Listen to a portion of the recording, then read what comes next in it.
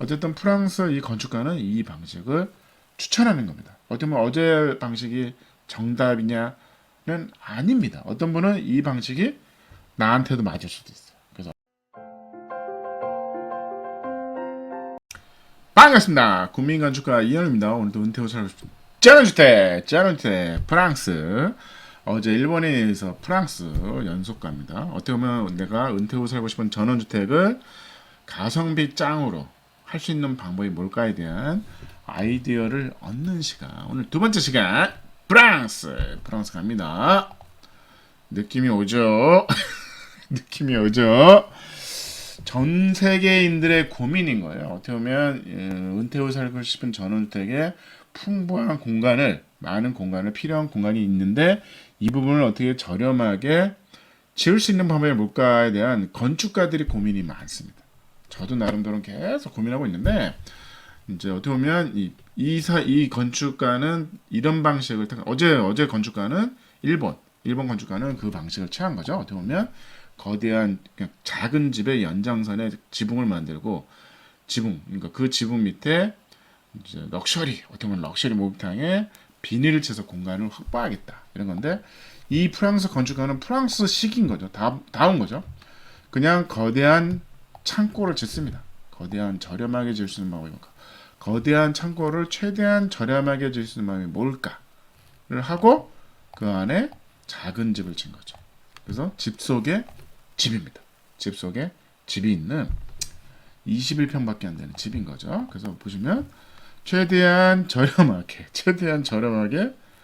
집 속에 집을 짓는 거죠. 그래서 보시면 이런 아이디어가 있는 거죠.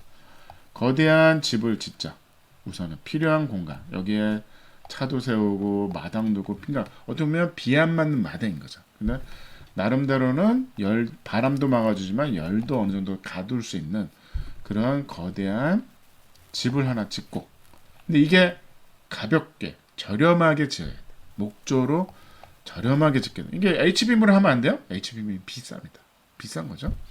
나무가 제일 싼 거죠. 나무를 하고 그 바깥에 플라스틱, 아키라이트냐 비닐이냐 이런 방식으로 덮는 거죠. 그 다음에 그 안에 이 집은 아무래도 방수는 여기서 끝난 거니까 그렇다면 이 안에 집은 비하고는 관계가 없는 거죠.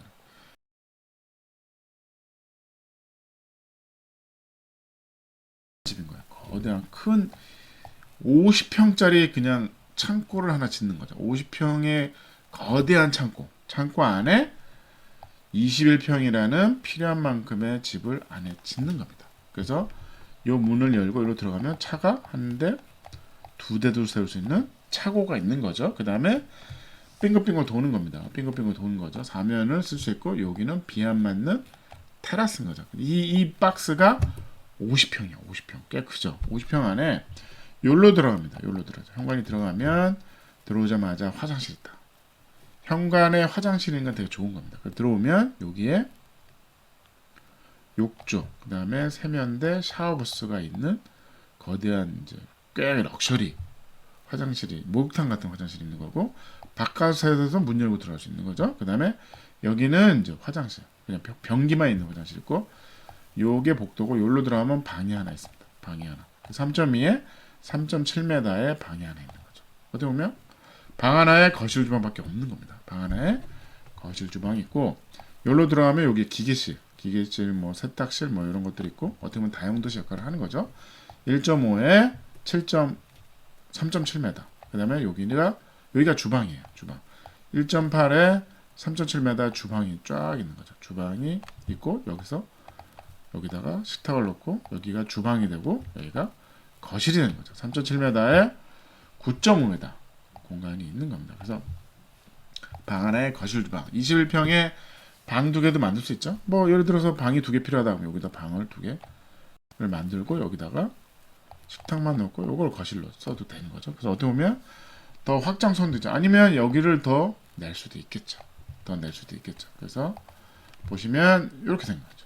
그래서 반쪽은 나무로 햇볕이 안 들게 하고 반쪽은 아키라이트로 불투명 햇볕이 들어오게 하는 거죠. 그 다음에 그 안에 집이 있는 거죠. 집 안에 집이 있습니다. 이건 일반적인 집 짓기 방식으로 되어 있는 거예요. 그래서 여기서 지금 여기를 보고 있는 거죠. 그래서 여기 지금 거실, 주방과 거실이 지금 보이는 겁니다. 그래서 보시면 이렇게 여기서 그 플라스틱 그 일본에 있는 그 집처럼 일본의 집은 요 골이 좀 넓은 거고 이건 자잘한 그런 이제 플라스틱 계열의 아키라이트 같은 플라스틱 계열의 이제 거의 약간 투명 거기를 하고 안에는 기본적으로 나무로 합니다. 왜 나무로 할까요? 나무로 목조를 푼 이유는 저렴해서 그래요. 저렴합니다. 그래서 제가 계속 강조하는 거예요. 샌드위치 판넬로 집을 칠 이유가 없어요. 어떻게 보면 샌드위치 판넬이 더 비싼 집입니다. 그래서 그냥 목조로 그냥 가볍게 지시면 되는 거예요. 그래서 뭐 해먹도 걸고 이 나무가 쌉니다.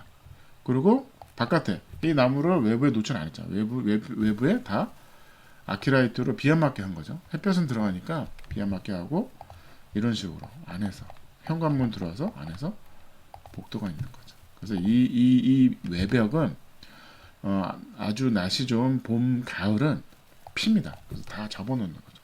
접어놓으면 이렇게 야외가 되죠. 그러니까 어떻게 보면 완벽하게 그러니까 어떻게 보면 일본에 있는 어제 얘기한 일본의 집처럼 비닐로 할 거냐, 아니면 이렇게 아키라이트로 그냥 반투명 플라스틱 이제 할 거냐, 아니면 유리로 할 거냐. 유리로 하기에는 좀 비쌉니다. 비싸기 때문에 제가 보기에는 유리로 접근하는 방식은 좋은 방식은 아닌 것 같아요. 그래서 한때 그 영상 올렸죠. 제가 온실 안에 집을 짓는 건 어떠냐.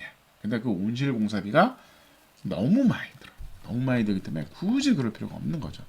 보시면 집 속에 집인 거죠. 여기는 처마가 있어서 햇볕을 컨트롤 하겠다는 거죠. 그래서 집 속에 집 있는 거죠. 어떻게 보면 여기는 단열이 안 되죠. 겨울엔 추울 수도 있습니다. 근데 요 안에는 요 집은 단열이 되는 집인 거죠. 오늘의 프랑스 집 속의 집 21평 디자인 1.4 훌륭합니다. 벨리사 1.3 가성비는 1.5 에너지 효율은 1.5 아이디어는 1.3이었어요. 어떻게 보면 어제 일본의 집보다는 점수가 좀 떨어지는데 이유가 뭐냐면 어쨌든 50평을 져야 되잖아. 그게 아무리 저렴하게 어떻게 보면 이 건축가가 최대한 나름대로 저렴하게 짓는 방식을 고민하는 건 이해하는데 이 50평 거대한 50평이 그래도 공사비는 많이 듭니다. 50평은 예를 들어서 내가 평당 뭐 200에 도전하겠다. 그래도 1억이잖아요. 1억이라는 돈을 드릴 필요가 과연 있을까? 너무 과하지 않았나라는 생각이 조금 그래서 점수가 떨어지는데 어쨌든 프랑스 이 건축가는 이 방식을 추천하는 겁니다. 어떻게 보면 어제 방식이 정답이냐는 아닙니다. 어떤 분은 이 방식이 나한테도 맞을 수도 있어요. 그래서 어떤 분은 아니 왜냐면 내가 시골에 어느 정도는 땅이 좀 큰데 그러니까 농사도 져야 되고 뭔가 할 일이 많아. 그렇다면 공간이 훨씬 더 필요한 거 아니에요? 여기 위에 고추도 말리고 뭐 이런 공간이 필요할 수도 있잖아요. 그렇다 그러면 어쩌면 이 집이 맞을 수 있는 거죠. 오늘은 프랑스 집 속의 집이었습니다. 감사합니다.